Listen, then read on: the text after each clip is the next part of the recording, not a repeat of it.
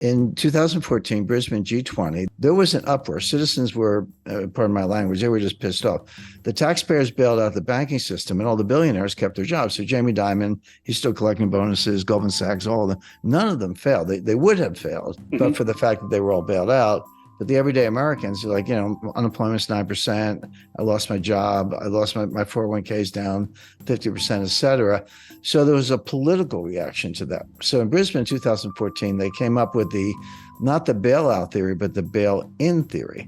And bail-in means that if a bank fails, the investors, the stockholders, the bondholders, the depositors, they have to basically pay off the creditors. They have to pay off the depositors, and only when there's nothing left would the government maybe chip in. So what? And they put the world on notice. The insured amount in Europe is 100,000 euros. U.S. is $250,000. But the whole world was on notice. That's all we cover. Over that, you're on your own. What the FDIC did on Friday was actually consistent with what they all said they were going to do in 2014. It was a bail-in. And if you had $1 billion deposit, you're going to contribute to the rescue. Within 48 hours, they did a 180-degree turn. They completely blew away the $250,000 insurance limit. They said, we're guaranteeing all the deposits, multi-billion-dollar deposits. By the way, a dirty little secret about what happened at the White House. I said that, the Silicon Valley billionaires were all crying about all these little startups and all this stuff. The truth is, a lot of what Silicon Valley Bank was financing was green technology, but they were in the White House sweet spot by saying green, and they were. That was actually what they were financing. Everyone thinks, oh, somebody's working on an app. They weren't apps. They was like battery power. So they get bailed out. At the same time, on Sunday night, now we're talking March 12th, they closed another bank, which was Signature Bank. Something about S, Silvergate, Silicon, Signature, all the S's were going down. Now, Signature Bank was another interesting case, which was Barney Frank was on the board of Signature. And if that name rings a bell, just think of Dodd-Frank. Dodd-Frank, 2010, 1,000-page legislation. I know I met Barney. I know Chris Dodd very well. That was supposed to solve all the problems of the 2008, 2009 financial crisis, et cetera. Here, the author of the bailout legislation is on the board of the bank, and his bank gets shut down. Well, what's up with that? They bought government bonds. And when interest rates went up from 10-year note, treasury note yield to maturity went from 1 3/4 to 4, all those bonds lost 80% of the value. That's what happens on long duration bonds. Bond math is simple: rates up, price down, vice versa. Well, the rates were up, the price was down. So they were underwater and insolvent, and they got shut down. So Barney Frank's out whining the next day. He's like, hey, yeah, but that's true of every bank in the country. There's not a bank out there that didn't load up on treasury bonds at 1 3/4. They're all underwater. They're all insolvent. And by the way, the Fed announced a facility, but basically what they said was, if you're a member bank and you have treasury securities that are where the mark-to-market value is below par, so you paid 10 million, but they're only worth 8 million. And that was the case across the board. So they get trillion dollars or more of bonds that were in that category. You can deliver them to us, and we will lend you for 1 year the face value. So you're putting up 80 cents of collateral, but you're getting a 100-cent loan. I said, I got a 15-year-old car. Will you lend me what I paid for it? Because it's a lot more than it's worth now.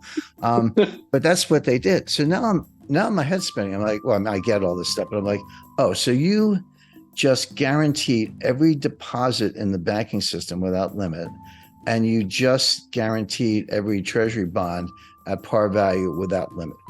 What's left? What else do you have in your bag of tricks? Because you don't have it. There's nothing else you can do. Go back to 2008, they guaranteed every money market fund in the country. So, but here's Barney Frank whining, hey, yeah, my bank was in trouble, but so was every bank in the country. Why did you whack me and give all these guys a pass? Well, the answer is Signature Bank was another crypto bank. It had a portal called Signet, and Signet was a portal to the crypto world. And that's why they whacked it. Notice they whacked 2 crypto banks. Everyone's asking Janet Yellen, it's like, wait a second, what just happened? You guaranteed every deposit in the banking system. And she's like, well, no, not really. It's only if you're systemically important. And you're like, okay, could you please define systemically important so we can tell? Because we're getting our money out of all the banks that are not. And the truth is, you can't, because the system is so densely interconnected. And this is why they say financial contagion. I mean, it's a metaphor, but actually the mathematics of a viral spread. We just went through a pandemic, but this has been true, for as long as it's been studied. The mathematics of viral contagion are identical to the mathematics of financial contagion. The equations are the same, the way it spreads. And of course, Janet Yellen can't define systemically important. Number one, they try, but they can't. Number two, I don't care how small you are. If you're a small bank and there's a run, the guy across the street, he's getting his money out of that bank. And again, it's like COVID. It's like it just keeps going until the system collapses, which means by definition, just by the dynamics, there's no such thing as a bank that's not systemically important, because they're all connected. Even the little banks are borrowing from the big banks, et cetera. So Janet Yellen hemmed and hawed and didn't have a good answer. She never does. She's not that bright. And so there we are. So the Fed has guaranteed every bond at par value, even if you're worth 20% less. And the FDIC has guaranteed every deposit. And Janet Yellen can't give you a good definition of what's covered and what isn't. Okay. Now a week goes by. What's on tap for the next weekend? Again, Friday night press release, shotgun wedding, Credit Suisse and UBS. Now you're talking to big guys. These are two of the biggest, oldest banks in the world. I think Credit Suisse had been around since the 1870s, maybe, and I'm not sure about UBS, but they were the two biggest banks in Switzerland. So Credit Suisse fails, and they get taken over by UBS.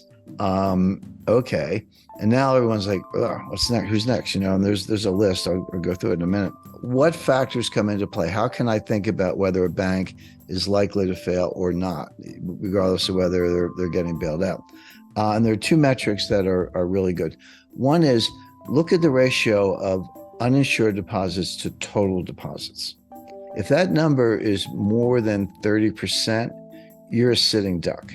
And in Silicon Valley's case, it was 97%. They were 97% uninsured.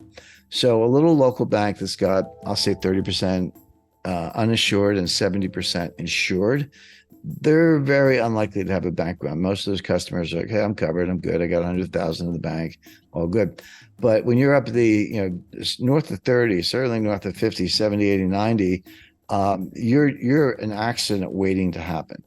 Yeah. The other metric is total assets. So there really are too big to fail banks. Doesn't mean they can't fail, but it means they're 100% guaranteed to get bailed out. And that list is well known. So who's too big to fail? Like, you can put your money in, they can screw up really badly, and you're not going to get hurt as a depositor.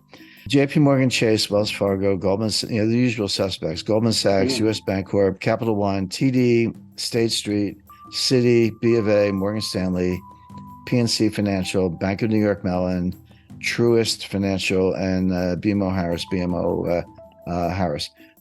They're the giants, okay? Right. I'm not saying they can't fail. I'm saying that there'll be a safety net put under them, and no one's going to lose anything except maybe stockholders, but not bondholders, not depositors.